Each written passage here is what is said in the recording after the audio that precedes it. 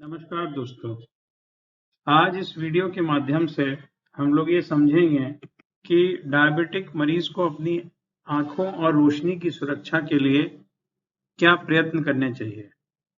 तो ये वो 10 बातें हैं जिनका ख्याल रखने से आंखों का स्वास्थ्य बढ़िया रहता है और आंखें जीवन भर आपका साथ देंगी।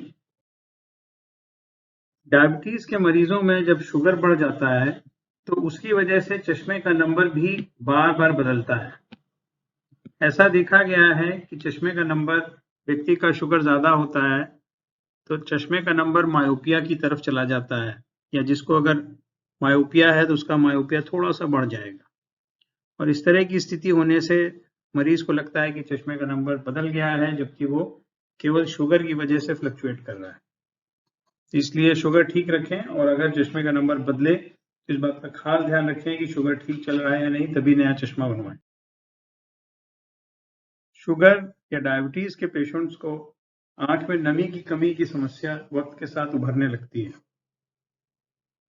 और यह समस्या आंख की रोशनी पर प्रभाव नहीं डालेगी, मगर इससे बड़ी असुविधा होती है। और आंख में गड़न, चुभन, आंसू आना, आंख लाल रहना, पलक बार बार झपकाने की कोशिश करना, ये सब बातें रोजमर्रा की जिंदगी में काफी रुकावट पैदा करती हैं। लुब्रिकेटिंग आई ड्रॉप्स का उपयोग करके मरीज को काफी रिलीफ मिल जाता है। अगर शुगर ठीक नहीं रहता तो यही बीमारी जब बढ़ जाती है तो ड्राइनेस भी बढ़ती है, और इसके साथ साथ जो उपयोग में आने वाली दवाइयां हैं उनकी भी जरूरत बढ़ती जाती है। इसलिए शुगर का ध्यान रखें। जब भी पहली बार किसी को पता लगे कि उसको शुगर है, डायबिटीज है, तो ये बहुत जरूरी है कि वो अपने नेत्रों का परीक्षण कराए। इस नेत्र परीक्षण में रोशनी की जांच एवं पर्दे की फोटो, जैसा कि हम लोग देख पा रहे हैं, ये किसी व्यक्ति का एक नॉर्मल आंख का पर्दे का फोटो है जिसमें अभी डायबिटीज से संबंधित कोई ऐसे परिवर्तन नहीं है। और यह फोटो न केवल इसलिए कराया जाता है क्योंकि डायबिटीज शुरू होने के बाद मरीज को पता होने तक कुछ वक्त गुजर जाता है, और यह वक्त अगर कुछ ज्यादा है तो हो सकता है मरीज को पता ही ना हो और उसके आंख के पर्दे में समस्या शुरू हो चुकी हो। तो इस तरह का पर्दे का परीक्षण करने से यह तय हो जाता है कि आंख का पर्दा दुरुस्त है। एवं यह पर्दे का फोटो आगे भी काम आता है, क्योंकि जब डायबिटीज की वजह से कोई समस्या उत्पन्न होती है तो उसकी पहचान बहुत आसान हो जाती है अगर स्वस्थ स्थिति में किया हुआ फोटो उपलब्ध है। तो इस फोटो को करा के और उपलब्ध रखें, मतलब इसको रिकॉर्ड में संभाल के रखा जाए। और इसी के साथ एक बात और है कि इस तरह का फोटो और पर्दे की आंख की परीक्षण, रोशनी की जांच, ये साल में एक बार जरूर होनी चाहिए। ये बेहद जरूरी है। ऐसा इसलिए क्योंकि वक्त के साथ डायबिटीज से संबंधित जो दूसरे रोग हैं वो बढ़ते हैं, और ऐसा देखा गया है कि रेटिना की डिजीज 8 से 10 साल में शुरू हो जाती है। तो अगर इस पे नजर रखी जाए, जो कि नेत्र परीक्षण अगर साल में एक बार हो जाएगा, तो इसकी शुरुआत होते ही पता भी लग जाएगा और उस समय उसका समुचित इलाज भी हो जाएगा, इससे पहले कि बीमारी बढ़ के कोई नुकसान करे।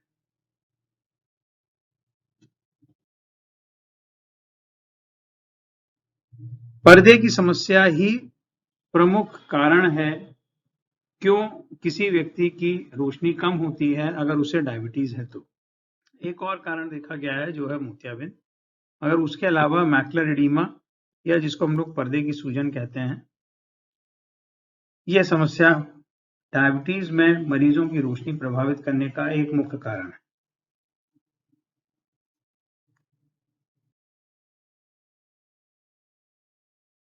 कभी कभी ऐसा भी होता है कि मरीज को डायबिटीज है या नहीं उसे इस बात का अंदाजा नहीं होता, और इस तरह का कोई संक्रमण, जैसे कि हम लोग देख पा रहे हैं पलक में गांठ निकल आई है और इसमें मवाद भी है, ये इन्फेक्शन है पलक की पुड़िया, जिसको हम लोग स्टाई कहते हैं या बिल्ली कहते हैं।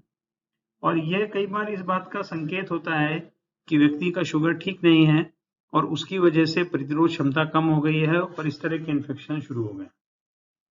तो यह कई बार शुरुआती लक्षण भी होता है डायबिटीज का, और अगर इस तरह का लक्षण किसी पेशेंट को जिसको डायबिटीज है अगर हो रहा है तो ये दिखाता है साफ कि उसके शरीर में शुगर बढ़ा रहता है और उसकी प्रतिरोध क्षमता कम हो रही है।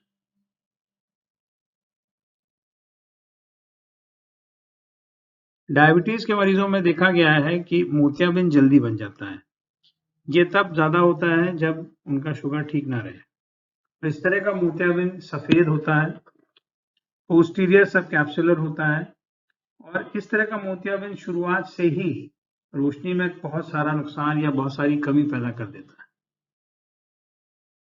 जो कि उम्र के साथ होता है उसमें भी कुछ परिवर्तन आ जाते हैं, जैसे कि उम्र से संबंधित मोतियाबिंद इन मरीजों में ज्यादा हार्ड हो जाता है, कड़ा हो जाता है और इसकी वजह से जो आधुनिक मोतियाबिंद का ऑपरेशन है वो मुश्किल हो जाती है।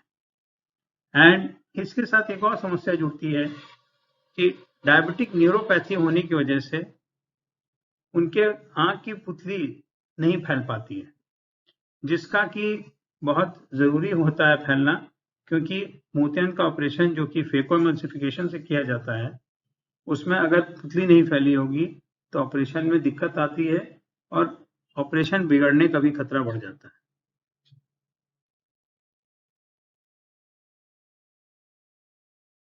अब हम लोग इन सब बातों को समझने के बाद कैसे क्या करें कि आंख से संबंधित जो बीमारियां हैं और डायबिटीज की वजह से जो हो रही हैं उनको काबू में रखा जाए और होने से रोका जाए।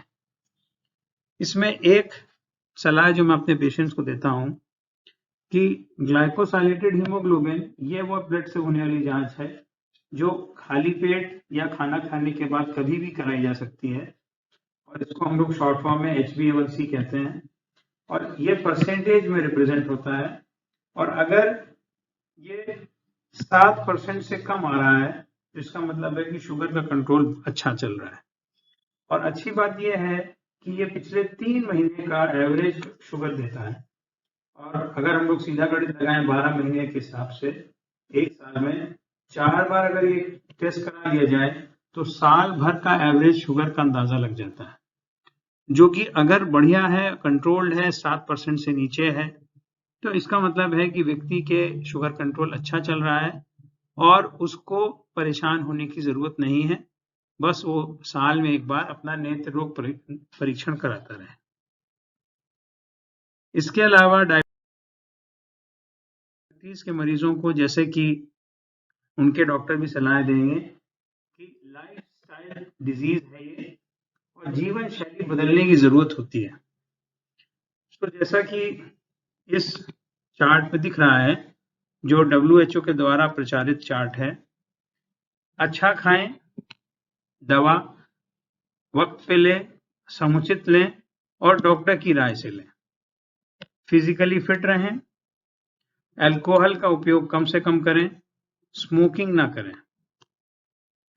इन्हीं बातों में मैंने कुछ चीजें जोड़ी हैं। ब्लड प्रेशर का खास ध्यान रखें।